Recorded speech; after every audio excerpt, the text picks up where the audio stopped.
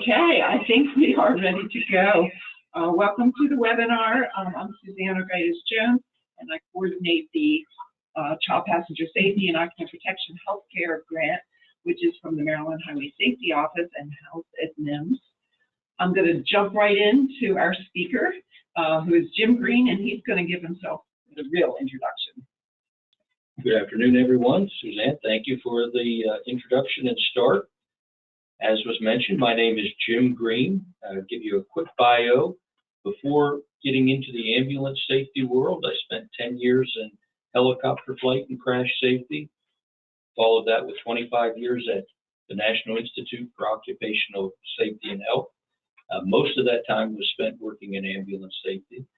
In the 2 years since I've retired, I've been working with the National Association of State EMS officials to develop pediatric transport safety solutions that are, we hope, eventually crash tested. About half of what I'm going to present today comes from a very large project that was funded jointly by the National Institute for Occupational Safety and Health and the Department of Homeland Security. I'll give you some resources at the tail end that can give you better access to some of that work that you can access on your own time. But we did a host of crash tests of full ambulances, seats, cots, equipment mounts, and cabinets.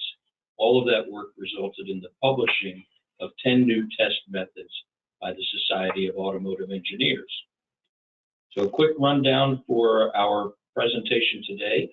We're going to review some injury and fatality data that was provided to us by the National Highway Traffic Safety Administration's Office of EMS. I'll then review the research and new testing requirements that were developed under that joint project I mentioned. At the tail end, we have a handful of slides that provide you with some resources, and then we'll have some closing thoughts, question and answer. All of this is going to be available to you, so you do not need to take copious notes. Please follow along and provide us with any questions, and we'll do our best to answer those at the end. So first, the data sets that have been provided to us by the NHTSA Office of EMS. This data covers the 7-year period 2012 to 2018. The Office of EMS has used 4 data sets to create the data summaries that I'm going to provide you today. The first is the Fatality Analysis Reporting System, which primarily draws from police reports for all fatal accidents involving any vehicle. The next 2, the General Estimate System and the Crash Report Sampling System, are both national estimating tools for all forms of crashes. They aren't an exact count, but instead they are a pair of statistical tools that are used to estimate the number of property-only damage events, injury events, and so forth. And the final data set they've used are their special crash investigations. These are unique person-on-the-ground investigations of crash events involving ambulances. So let's take a quick run through some of the data. During that 7-year period, using actual fatality crash events, they averaged 24 fatal crashes per year that are ambulance involved, so 2 per month. In those crashes, we're averaging 28 fatalities per year. Now, all of these are both occupants of other vehicles and ambulances, and as you can see from this pie chart, the fatalities are approximately 60% for occupants of other vehicles and non-occupants, so perhaps someone on a sidewalk. 40% for those in the ambulance. Most of those in the ambulance are in the back of an ambulance. So of the 199 people killed over this 7-year period, 68 were in the back of an ambulance. When we look at the choice of emergency use versus non-emergency use for these fatal events, 45.7% over the average were vehicles in emergency use involved events. Similarly, they looked at their 2 sampling systems. Again, these are statistical sampling systems. So you can see the data 2012 to 2018. They estimate that there are 4,800 property damage only events involving an ambulance annually, 1,400 ambulance involved events with injuries, and 2,500 injuries per year. Personally, I believe that number is extremely low. Based on my experience speaking with groups like this, I find that many more EMS clinicians, EMS workers in the back of an ambulance have been injured. And I would ask you to think of yourselves as you've been in an ambulance. How many times, if ever, have you ended up on the floor just with a hard braking maneuver or a turn? It doesn't have to involve a crash. And all of those are injury opportunities. And that's what we really want to reduce by the end of this talk. I hope that we reduce injury opportunities, whether they're in a crash or a non-crash event. So again, looking at injuries, oops, I'm not going forward now.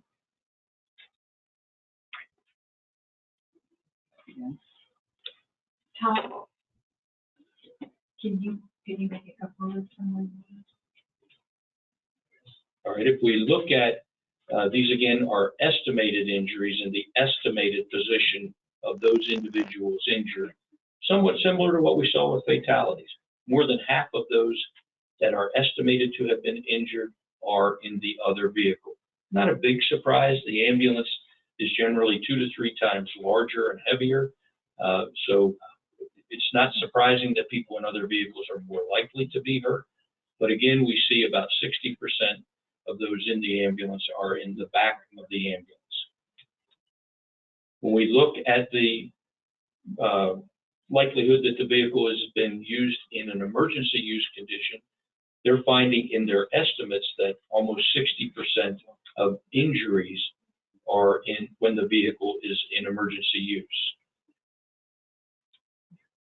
So let's go to their fourth data set, and that's the special crash investigations. Again, this is for a 7-year period, 2012 to 18. The Special Crash Investigation Group are actual individuals that go on site, generally post-crash, so they don't see the ambulance at the crash location, but they do go to that location. They do review the ambulance and meet with those that were involved in the crash event. Of course, they don't have enough people to go investigate every crash. Remember, we said there are 2 crashes a month with fatalities. They can't address all of those crashes, so they have their own checklist. The goal is to try and glean information from an investigation that can help prevent injuries in the future. So they do look at whether there was a fatality or a hospitalization, whether there was some expectation there was an equipment failure or an ambulance vehicle malfunction, and also if there were any extenuating environmental circumstances. When they do their investigation, they're looking at the pre-crash activities of all involved, both the driver of the ambulance and the other vehicle. If it's a drunk driver for the other vehicle, obviously that's largely beyond the control of the ambulance group. They look at environment and road conditions, and again, as I mentioned, equipment, both the ambulance and other pieces of equipment that may have contributed to an injury. Over that 7-year period, they published 27 crash reports, so basically 4 a year. Those reports are then made available on the NIOSH website. They're free to access. The goal is they are a learning tool for our EMS community. Let's try not to repeat what has already happened if we can.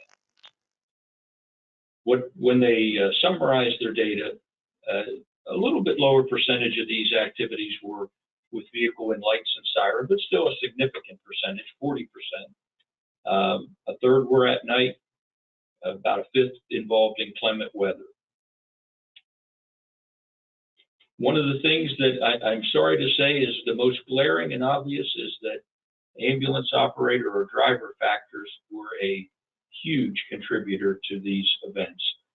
They're showing over 92%.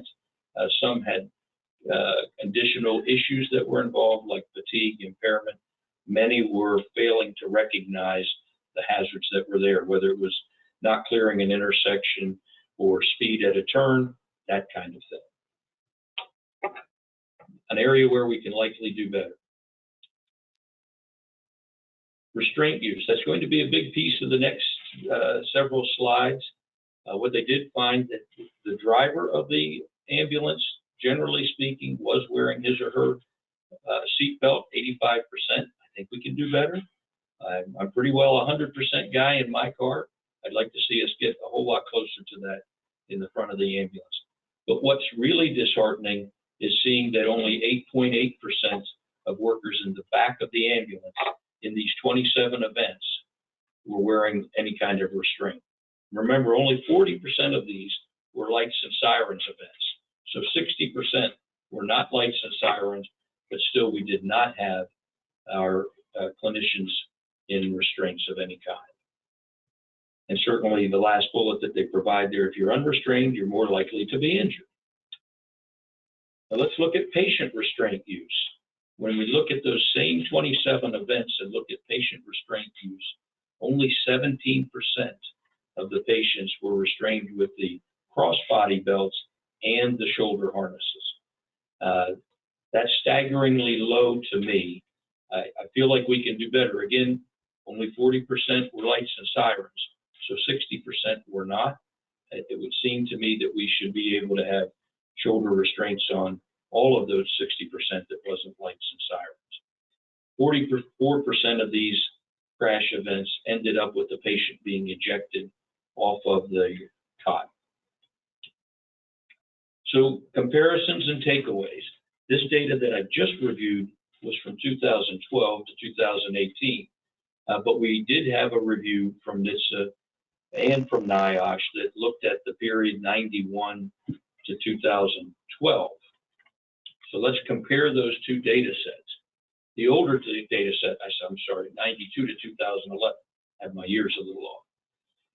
In that earlier 20-year period, we found, the cumulative team found that there were 33 people killed per year in ambulance-involved events.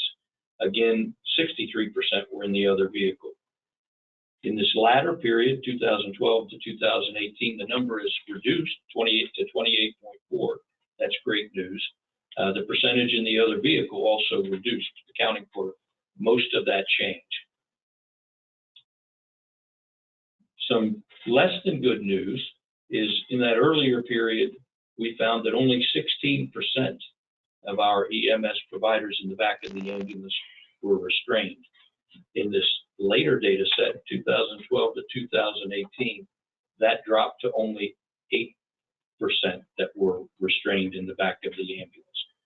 So these percentages are those that were unrestrained, 84% unrestrained 15 years ago, and now we're at close to 92% unrestrained today. If we look at the patient, we see a similar trend. We're seeing that in the earlier data set through 2011, 33% of the patients were restrained with shoulder harnesses and the crossbody belt. In this more recent data set, only 17.4% of the occupants on the cot were restrained with the crossbody belts and the shoulder belts. Again, I'd like to hope we can do better. I hope that's the takeaway message from this presentation today. So that's the data that we've received from the Office of EMS that's looking at injuries and fatalities across basically 1992 to 2018. But now I'd like to shift gears to what a large group of us worked on to try and improve your opportunities to be safe in the back of an ambulance. Did quite a number of tests. I'm going to run through them very quickly, I know, but all this data is going to be available to you as well in this PowerPoint and as well as some of the resources we'll provide. So when we started that research project, we had just a few overarching goals that were really important to us. First, we wanted to provide EMS workers with the same level of protection in their ambulance as they would have in their automobile, SUV, or van going to and from work. We also knew we needed to work with end users to try and create designs that met your needs as a working population. Doesn't do us any good to wrap you in bubble wrap if you can't do your job. We also knew as a government office that we could not regulate without partnership. So from the very beginning, we partnered with industry, ambulance builders, cot manufacturers, seat manufacturers, equipment mount manufacturers. All were involved in this work. Ultimately, we published these. Our goal was to publish in consensus standards. All of these parties were at the table. And then finally, we wanted these to be referenced in national standards, which they are today. So all of these documents are referenced in NFPA 1900, in the CAS Ground Vehicle Standard, the GVS, and also in the General Service Administration's specification for the Star of Life ambulance. Had a lot of partners. I'm not going to read this to you, but we had 3 independent test labs. We had 2 different federal agencies involved with crash dynamics and human body tolerance. All 4 participants all shared in the learning that we did through this process. So let's take a look at what we did. We knew we needed to crash these ambulances first to understand the energy in a crash. They're much bigger, much heavier, much stiffer than an automobile. We also knew we wanted to match the safety level you have in your car. So your automobiles and vans and SUVs are required to be tested in a 30-mile-an-hour crash. That's 30 miles an hour into a concrete barrier. All the energy is absorbed in an 1/8 of a second. Now, a lot of people hear that 30 miles an hour and think of traveling in their neighborhood. But if you were in a T-bone event in a neighborhood intersection, you'd be traveling 30 miles an hour. You might strike another vehicle or be struck by another vehicle, but you both continue to move. So you might go from 30 to 18 in that split second at the impact, but you're still sliding through the intersection. That's much different than 30 into a barrier. So this crash is actually more substantial than if you were traveling 50 miles an hour down the road and T-boned somebody. So this is a really substantial crash.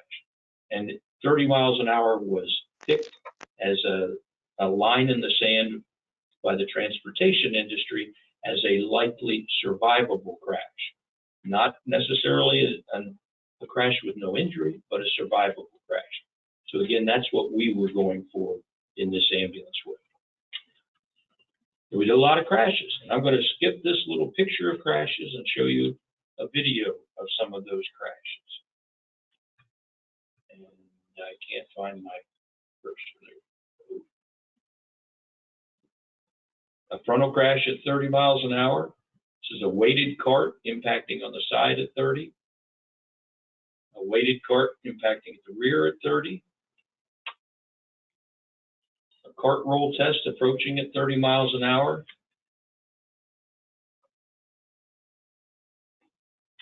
I'm sorry, that was a ramp roll. Here's the cart roll test at 30 miles an hour. And finally, a shear test. In each of these tests, the ambulances were instrumented so we could understand how much of the load transfers from the front or the side of the ambulance to the floor where we're attaching a cot or where we're attaching a seat.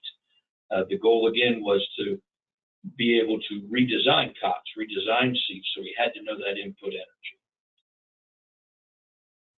So as I mentioned, we looked at a lot of different components. I'm going to talk about each of these photos that you see and give you a little more detail. So first, let's talk about the patient cot. We ended up coming up with 2 new test methods, one for the patient cot, restraint, and floor mount, and then a second test to actually improve the floor itself. So in this video, this is going to be a 30-mile-an-hour crash. This is in an ambulance before any improvements. The dummy on your left is leaning a little bit, does not have a seatbelt on. The one on the right does. The cot is a traditional cot with what we refer to as the antler at the end, and on the head end and on the left side at the feet is the spring-loaded clasp that retains the cot. And this is 30 miles an hour into a wall. See, the dummy that was unrestrained went through the net and slammed into the wall. The cot actually came off the floor The good news is the shoulder harness did keep the dummy on the cot. In the background, you see the one dummy that's still seated. He was using only a lap belt and remained attached to the seat. These dummies were all instrumented just like they would be instrumented in an automotive test by Ford or GM or Mercedes. And the dummy that was seated had passing values during that test. Now let's look at it from a top view. Looking down, again, this dummy has shoulder restraints on that are on the older version of the cot. We have an unrestrained attendant at his head. In this case, that dummy slid more than 30 inches off of the end, slammed into the pelvis of the attendant in the rear-facing seat. Just through meetings like this, I've met two different individuals who have had fractured pelvises from events. But we knew we had a problem. Even if the shoulder harness did keep the dummy attached to the cot, it didn't protect the EMS worker. So we needed to address a couple of different things here. Strength of the cot and that excursion. In looking at the earlier data set, we also found that if you're restrained, you're much less likely to be ejected. So if you look at the two bars on the far right, those are the actual crash tests that were evaluated through the special crash investigations. The blue bar shows if you're restrained, you're likely to be on. The red bar shows those that were ejected while still wearing a shoulder and lap belt. So it's not perfect, but it did get you. On the left side, you see if you're unrestrained, you're more likely to be ejected than you are to be retained on the cot. So for our design team and for our standards rating team, we had a couple of tasks. We wanted to create a crash test. So they actually had to do these dynamic crash events. We wanted the cot or the litter to stay attached to the floor and attached to the litter mount. And we wanted to reduce that excursion. So with the old setup of shoulder restraints, the patient was going more than 30 inches off the end of the cot. We all agreed as a team we wanted to reduce that to 14 inches or less. So we cut it in, more than cut it in half. So here's a test of a video of a test that actually passed after a lot of redesign work. The first is at regular speed with a traditional video camera, 60 frames a second, and you'll see it's pretty much a blur.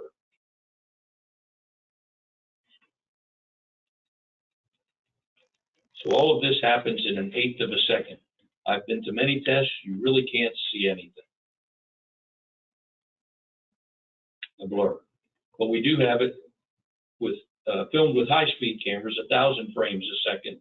It allows us to slow it down. And you see everything stayed attached. The dummy's head barely went past the end of the cot. That's a winning test in our book.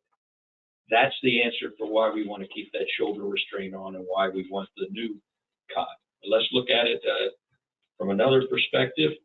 We had a pass-fail line. That yellow line is 14 inches of excursion. This particular test, the max excursion was really close to 11 inches. Each of those little squares are 1 inch. Not the most high-tech measurement, but it's all that's required. So I've showed earlier two different roll tests, one a cart roll and one ramp roll. Pictures of them both here. As I mentioned, we partnered with manufacturers of ambulances and Stryker Inferno as well. Stryker Inferno drew straws before we ran these tests. And so in one of those tests is a Stryker cot, the other has a Inferno cot. They each have dummies installed and instrumented. The good news is both passed. The cot stayed attached in these roll tests. The dummy stayed on the cot, and all the measured data on the adult dummy fell below the limits that we would use in our own car tests that Ford or Mercedes or GM would do. So a really winning combination of partnership and redesign of these devices. So what can we take away from just the cot and the cot mount? Certainly what we know is that the old style antler with that spring-loaded latch on the back rear side will not hold up to these crash loads. Your manufacturers know that as well. They never even attempted it. They knew they weren't designed for that.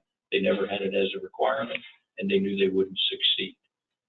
What we do know is that if we're moving forward and thinking safety, we should outfit every new ambulance with a new crash-worthy cot and floor mount. And I would say, and many states are pushing this, any remounted ambulance should be retrofitted with floor structural improvements, the new floor mount, and the new cot. Now, some will argue that the cost is prohibitive, and it can be. If you're trying to buy a power cot, they can reach into the $40,000 range. But both Furno and Stryker have manually loading cot options that pass all of these tests too. So budget obviously is tremendously important, but please know you do have options with either manufacturer. Subfloor test. It's great if we build a great cot. It's great if we build a great restraint system, but if the floor isn't strong enough to handle it, it's going to fail. So our manufacturers of ambulances agreed we needed to improve the strength of the floor, and we needed to test it. So we actually did testing, and it is required now for every modular style or box style ambulance, but also for all the van style ambulances. They can do a crash test like you've seen in the front, side, and rear directions individually, or they can do pull tests. And I believe the next video has, so this is a crash test in a van style with a new cot, a new floor mount, and reinforced floor. Again, it'll show you very little travel for the adult patient, was instrumented and passed, but more importantly, the subfloor improvements all held up. The cot stayed intact, it stayed where it was supposed to be. Let's move on to our actual workers. I think I'm doing this off the top of my head. I should have it memorized, but our percentage of workers in the back in the latter data set showed that only about 8% were wearing restraints during those crash events. But we tried to improve the restraint systems to be able to make them more user-friendly and in hopes of you using them. So let's take a quick peek at the data. Not a surprise. The red bar is when you aren't restrained and the likelihood of injury versus the blue bar with you being restrained. Are there some events, crash events, where you're restrained and a fatality still may result? Absolutely. The same within your car. But you're much more likely to be injured when you're unrestrained. We hope the fatalities continue to drop, but that's certainly a higher risk as well. And I know I'm going fast. Lots of slides, lots of information. So what did we do about seats? Same kind of idea as the cot. We wanted them to be crash tested. When we think about a seat, we always have two different seating options in almost every ambulance, a captain style seat and a bench seat. We did not exclude either from this. So if you're buying a bench seat in your ambulance and it has two seating positions, your ambulance builder has to do a crash test of the seat and the wall and floor structure with two crash test dummies installed at the same time. If you're buying a bench with 3 restraints on it, they have to test with 3 crash test dummies on the seat at the same time. We're testing the seat, we're testing the restraint, and we're testing the attachment of the restraint to the wall or to the seat. And all of the tests require the use of the same dummies that are used in automotive testing. So here's a quick example of forward and rear facing seats in a 30-mile-an-hour crash. These dummies are wearing traditional lap shoulder belts like you find in your own automobile. And I know there are builders that are providing seats that can rotate in a forward or aft direction, or even lock side facing. Those seat builders and sellers have to test in all of those positions. If it locks at 45 degrees, they have to test it locked in 45 degrees to make sure that the seat stays in position and the dummy stays attached. We also wanted to look at head excursion. If you recall, on that bench seat, the dummy had only a lap belt bent all the way down to the seat. We're encouraging you to think of restraints that restrict the motion of your upper torso. And by doing that, you restrict the motion of the head and create safer work areas around your head. So we come up with a measurement system that builders can use to be able to measure excursion on in many different directions or planes. Quick look at a couple of examples. So this is a frontal crash. Some refer to this as the CPR seat. You see an overhead cabinet to our right, to the dummy's left. Go ahead. It's a 30-mile-an-hour crash with an instrumented dummy. The loading in the head was more than 4 times the allowable load in an automotive test. Very potential for a fatal injury there. This poor dummy was actually decapitated after a couple of tests. And it didn't matter. He's only wearing a lap belt in this particular video. We also tried with upper torso restraints. That cabinet was just too close. So what we do require when anybody's utilizing a restraint, they have to test the restraint with that design. And the goal is to tell the builder how far the head will move so that the builder doesn't put a cabinet within that excursion zone as we talk about. So here's a comparison between a 2-point lap belt and a 6-point restraint or an upper torso restraint. And you can see the trace of the head. The upper torso restraint locks and restricts that movement.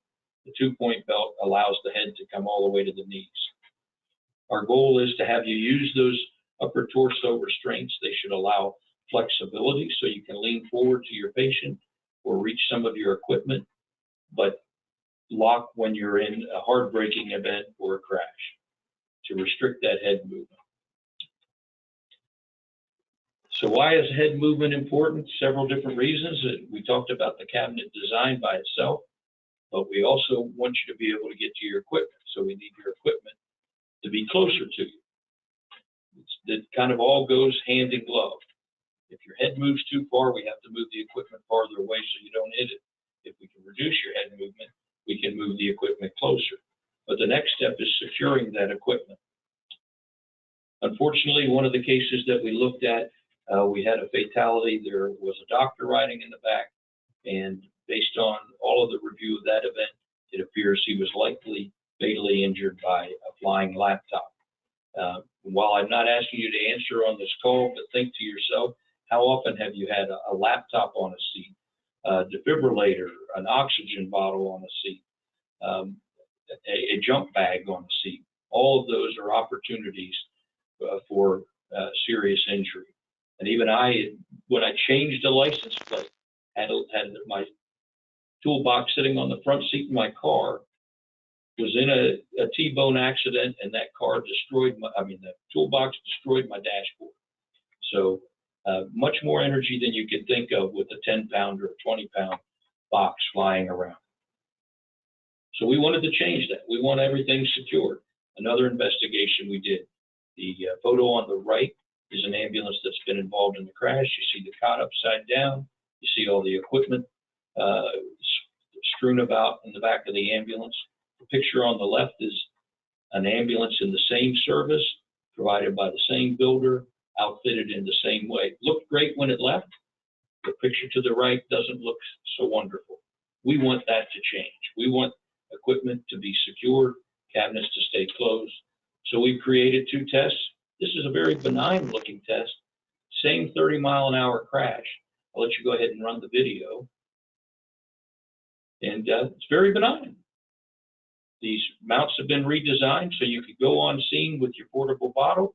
Instead of leaving it between the patient's legs on the cot, drop it back into a wall mount.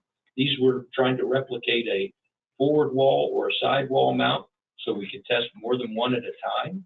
It stays intact. It's very benign, 30-mile-an-hour crash. You have options, and there are multiple manufacturers of oxygen bottle mounts, fire extinguisher mounts, defibrillator mounts, etc., that are crash worthy now. Same issue with cabinets. There weren't any secure cabinet requirements in ambulances before we started. There are requirements for overhead bins in your airplanes. There are requirements for your trunks to stay secured and not have your seats fail if suitcases slam into the back of them. But there wasn't anything for cabinets in an ambulance. Well, there are now. So your ambulance builders are supposed to rate their cabinets based on the weight they think they can handle. And then we come up with a test that forces them to test that cabinet at that max weight. So here are two examples. The first one was a redesigned cabinet that they thought would pass. It has 20 pounds of weight arranged like you see in the little illustration to the left. Go ahead and run the video, please. So it's a 30-mile-an-hour crash. That weight is coming forward into the door, and out it comes. You can maybe see the black bags that are 5 pounds each. So they went back to the drawing board, which was always our goal. We wanted manufacturers to create products that passed. So here's a redesigned cabinet, same size, same 20 pounds. Go ahead and run the video, please. And you see it's uneventful. The door stays closed, which is exactly what we wanted. It has a very easy release to open it, just like the previous one, but the door face was stiffened so that it wouldn't bow and unlock. But the last test that I want to talk about is the body itself. So it's great to build all of these wonderful components inside, but the body has to hold up. So we did roll testing. We measured the load at impact on a roll, and we created a test that represents that as well. So this is showing you the first of two phases. So in the first phase, it's very slow, slowed down video. When you roll, you'll see the cart slams into the edge. Slam doesn't sound true because it's in slow motion. But the goal in the first phase is to induce damage on the body of the ambulance. And this was one of our earliest tests. The second part of the test, the doors would have been installed, but in the second part of the test, they put 2.5 times the load of the ambulance, or weight of the ambulance. So if you have a 12,000-pound ambulance, 2.5 times that is 30,000 pounds. They put 30,000 pounds on the roof of the ambulance, and the doors still have to open. So we wanted to provide you with a safe space. Now, this test only applies to modular or box-style ambulances. Van-style ambulances, like a transit or a sprinter, already have to be tested under NHTSA requirements. So just a quick recap. We did front, side, and rear testing to capture the energy in each one. We then wrote a new test for the cot and cot mount, a new test for the subfloor under the cot, a new testing requirements for seats and restraints, a new requirement to measure the head excursion. We have a new testing requirement for equipment mounts, cabinets, and the body structure itself. All of these are published tests. All of these are referenceable now and available to any manufacturer. So as I said, the goal was to publish them in consensus standards. So all have been published. All are referenced now in the NFPA 1900, the CAS GVS, and the GSA Star of Life ambulance specification. I know I went very quickly. Again, this presentation is available as a resource to you. We have some additional resources. So while I was still at NIOSH, we created a video series. The video series has 7 parts. It's available on the NIOSH website. You can also find it on Homeland Security's website. And I think there's a link to it on the NASEMSO site as well. And I'm going to interject right here that in GoToWebinar, these resource slides are available for you as a handout. So you don't have to be trying to copy down the URLs or anything. You can just print those out or look at them, but save them from GoToWebinar if you're interested. And if you go into that video series, the good news is, while it's about 70 minutes long, it's actually in 7 parts. So you can pick and choose and do one at a time. And they talk about each of these topics that we've talked about today. NHTSA has also, the Office of EMS has provided us with several links to resources. Again, these will be available to you. And finally, one that I didn't talk much about, but when we talked head excursion, that went together with another document. I see we have a floating T there in our slide, but that goes along with another document that was another piece of this large project funded by Homeland Security that looked at redesigning the patient compartment of an ambulance from a human factors perspective. So again, we want to reduce your head excursion, increase your seatbelt usage, but get equipment closer to you so you can still do your job. So if that means having a workstation of sorts that contains your most likely used components, whether that's a 4x4, whether that's a laptop that you need to enter information, and perhaps now you're communicating directly with the facility that is going to be your receiving location. We want those things close enough to you that you can use them, but not so close that they're in a head strike zone. So this guidebook attempts to provide you with some tools to help you consider how to redesign the interior of your ambulance. And I will tell you, I've worked with most ambulance builders, and many of them have come up with different designs. You may see them on some of the show floors that are out there, but they're willing to work with you. They're willing to move things around if you come to them with ideas you'd like to try. Finally, just some closing thoughts. These are a couple of requests from all of us here presenting, is that we would really like to emphasize the need to require seatbelt use in the patient compartment for your workers and for any co-transport passengers. There are very few, when we look at the data, very few instances where you really need to be up and moving around in the back of an ambulance. Please rethink how you do your job so that we can have you for the next day and the next month and the next year. When you're thinking about your patient, I can't tell you how many ambulances I've been in where the shoulder harnesses are simply removed from the cot. I understand as best as I can, I'm not an EMS clinician, that there are times when you can't use the shoulder harness. But the data shows us that there are far more where you can. So please keep those shoulder restraints installed, and please use those for your patient safety and for yours. Whenever you have the opportunity, whether you're retrofitting a remounted ambulance or buying new, please push, even if you're in a state that right now doesn't require the new cot and the new floor mount, they're so much better than what you had in the past.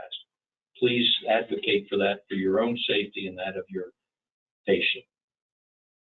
Talked a little bit about protocols. Take a look at your protocols. I've have a friend that was the medical director in the state of West Virginia, my home state, and actually we were both members of the same church. He has told me that he himself has held onto the grab bar on the roof of the ambulance and done CPR, especially when pulling away from a family's home. But all the studies that we have tell us that while trying to do CPR is noble, very rarely is it extremely effective. There are devices out there to try and help you with that. Automated devices, you may consider that if that's within the affordability range for your service, but it's generally not very effective. So should we change the protocol? Should we make sure we're not doing CPR in a moving ambulance? Just an example. I've talked about patient design, patient compartment designs. Think hard about that if you're on the next team that's buying your next ambulance. What can you do to make it more efficient and safer? One that came to us from NHTSA that we really wanted to highlight that I wouldn't have thought of is look at belt condition. Check the tension in your retractors. Are they working properly? If they're not, make sure you get it in for maintenance. And finally, if you have a concern about a defect for a component or for the ambulance itself, there is an office that does investigate those claims. I have participated myself in one. That office is NHTSA's Office of Defects Investigation, and there was a link to that in one of the resource slides. With that, I think I'm going to jump to my close and pass it back to Suzanne. You can Yes. lead us into any questions. Yes, in just a moment, we're going to take questions and answers. But I do want to mention, in case any of you have to get off right now, that this participation in this webinar does qualify you for a CEU if you're Maryland EMS. You will get a survey from GoToWebinar when you close out, and there are some evaluation questions. We really need you to fill those out for us, so please do that. And also, if you want a certificate to show that you participated in this, maybe you can, maybe you're a nurse and you can use it for some kind of credit or whatever, please just email me at cps@NIMS.org, and I'll have a slide up with that in just a moment. But let's do some question and answers, and hopefully you can stay on to hear these or have your question answered. One of the questions you did touch on, Jim, but I've had two people ask, were the heavier power cots used in the testing? Yes. Well, I know that the manufacturers have used the heavier ones. Yes. So we had a mixture of manually loaded cots and powered cots. But every cot that is offered as SAE compliant, whether it's powered or manually loaded, was crash tested by the manufacturer. Another question, and I believe this refers to the statistics on the infographic, but please correct me if I'm wrong, John. The question that came in was, has a comparison been done with the increasing volume of EMS between the first infographic from NHTSA and the second infographic? Because the volume of calls has gone up significantly between that 10-year period of time. And I'm sorry to say I can't answer that question. I would guess the answer was yes in the statistical model, but I don't know that to be true. Are there any other reasons you might suspect that the differences in those two data sets? I would have to defer to Dave Bryson at the Office of EMS. And remember that those statistics are based on the crashes that are investigated, and that is a small percentage of all of our crashes. NHTSA does not go out and investigate paint, bumpers, mirrors. These are significant injury and fatality data, but Dave Bryson is an active member of a number of work groups that Jim is with, and we can look into that and get that information back. I'd add one thing to you. When we were talking just about injuries, for the most part, not the things that they've tracked with the special crash investigations, that those are all estimates. So I think we've all made the trip to the ER, and one of the first questions was, did this injury result on something at work? Was it a part of an accident? So some of the data on these estimates, when we specifically said they were estimates, are coming from data like that from emergency room inpatient visits. Another question is, are the Lucas devices, CPR devices, tested in crashes for safety remaining in position and on the patient? I suspect no, because they're not permanently mounted there. Another question was, are airbags being considered for workers in the patient care compartment?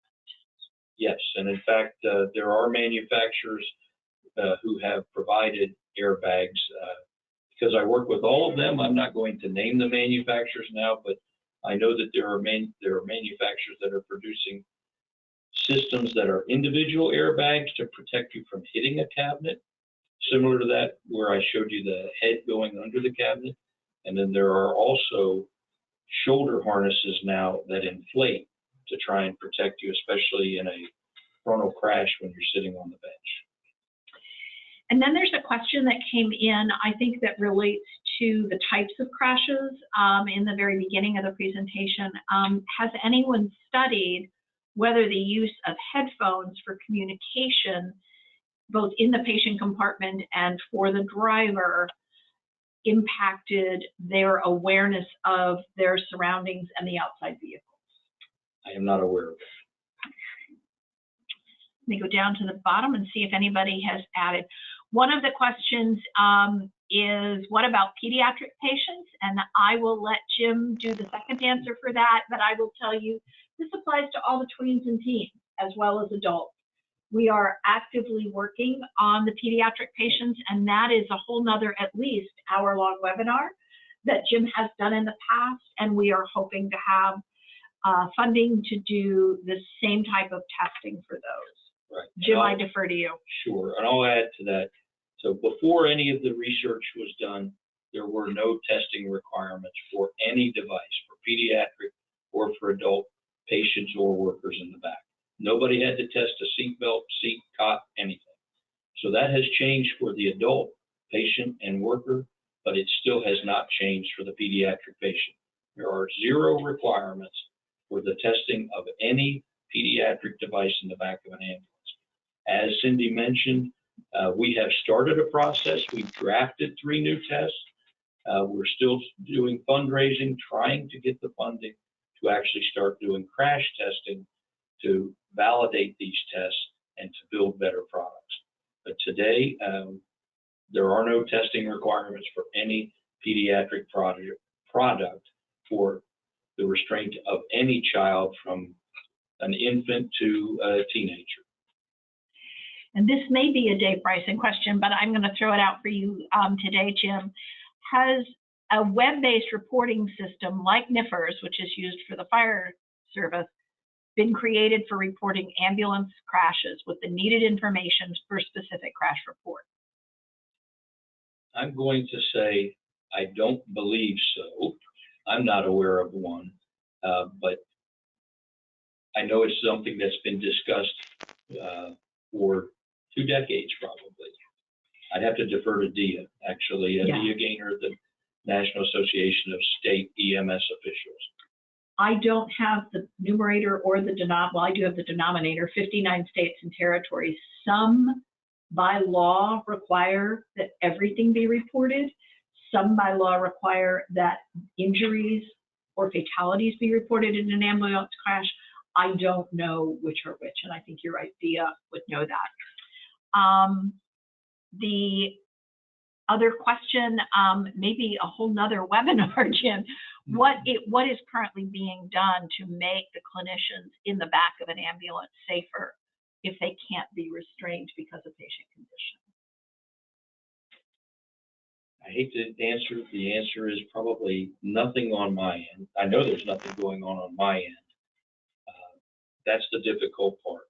I will say when this project started, what we wanted to do was to work with restraints that allowed you to sit and or stand and still be protected most of the time. And that idea came out of our military aircraft experience. They use restraints like that today. There are manufacturers who attempted to sell restraints that would allow you to sit or stand.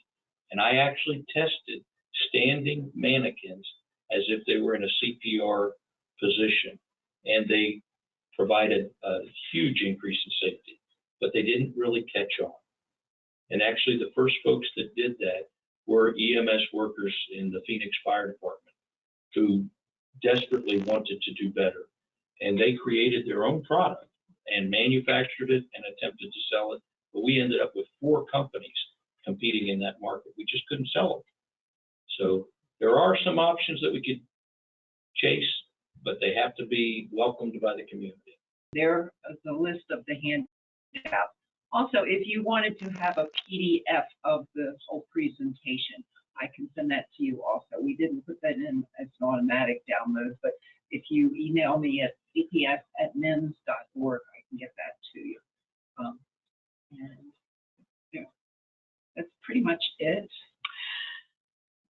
For Steve, just put in a question that may apply to 2 other people. How do we log in that multiple people are sitting around the same computer? You can't do that with any of the platforms I'm aware of, but if you email Suzanne at cps.@mims.org, we can get your names and clinician numbers.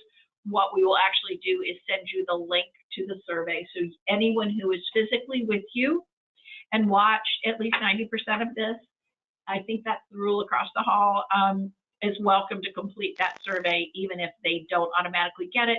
because they didn't log in. We had about 79 people who were logged in, and I know there were a few more than that registered. So if you're doing this as a group, please feel free to share the email you will get within an hour. Please do not post it anywhere. We are going to go on the adult honesty philosophy. Very briefly, by listening to this webinar, you are able to get a credit for your MarylandEMS continuing education, and I'll show this slide again later, but you will get a certificate tomorrow that will be proof that you participated in this webinar. If you would like to get a general certificate to show you were in this that maybe you can use for some other CE opportunity, just let me know. There's an email there for you. I don't think we put it on any of our slides, but if this looks familiar, it is because we have provided many of the EMS jurisdictions with a pocket-sized card that can either go with the restraints for children or be a standalone. We've also got a one-page handout, and it's been featured in EMS News of how to correctly use all of the straps and make sure that all of the straps are included when we secure a tween, teen, or an adult to a stretcher. So if you'd like that, same email, cps@mims.org. We still have a case of them because you all know I never order anything in small numbers. I want to thank Jim for coming in from West Virginia and doing this presentation for us. This has been a career and a lifetime dedication of his to the safety of all people who are on the roads, but also a dedicated and building the science of ambulance safety. Thank you for having me. We really are very appreciative of you coming, and this is going to be a kickoff to a lot more things that we want to do to try to promote proper occupant protection for everyone in the Well, I'm glad to help. All right, I think we're ready to sign off, but you know how to find us if you have anything more. So thank you all for attending, and stay safe.